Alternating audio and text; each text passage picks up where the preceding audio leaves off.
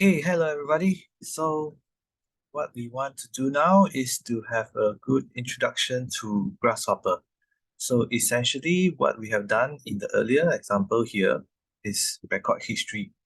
So there is a similar workflow in Grasshopper that allows you to still adjust parametrically what our divisions are and even choose what kind of forms that we would like to put in to the surface itself.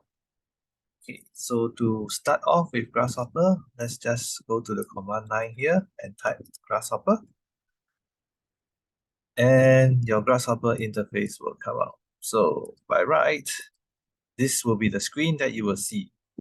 You can maximize or you can shrink it down. The usual way to do this is to reduce the size of your particular portion here and then just have Grasshopper coming up over here. Okay. So if you have had opened a few files before, this will be what it will indicate. Otherwise, you will see the default tutorials that you can also click on to explore. So the user interface of Grasshopper is quite similar to that of Rhino.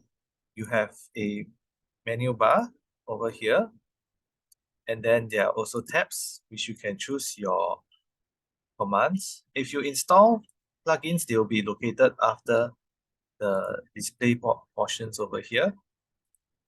You can always choose the commands from here by clicking on the dark portion, and this will be the options that you have. Okay, so this is the input parameters. For example, if we want to have a surface, right? So I take this, I put this down.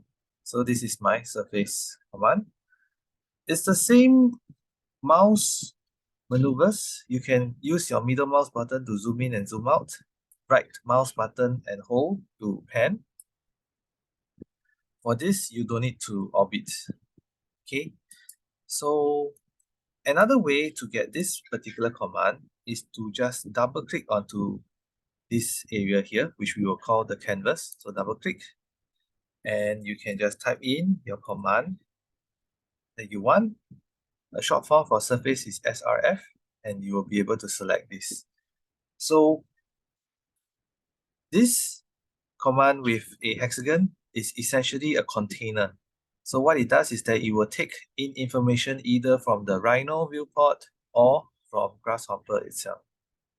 Other commands have their icons designed in a way that it explains what it's trying to do, but without the hexagons. So they are actually if you can think of them as verbs, whereas these are like nouns, right?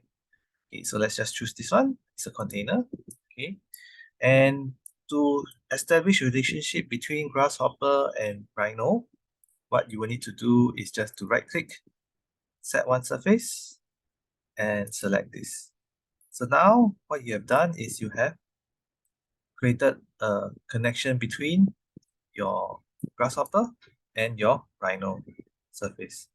If it looks different, it's probably because of the shaded view, or if yours is wireframe view. So just as a refresher, right click on this portion and you will be able to see the corrected view over here.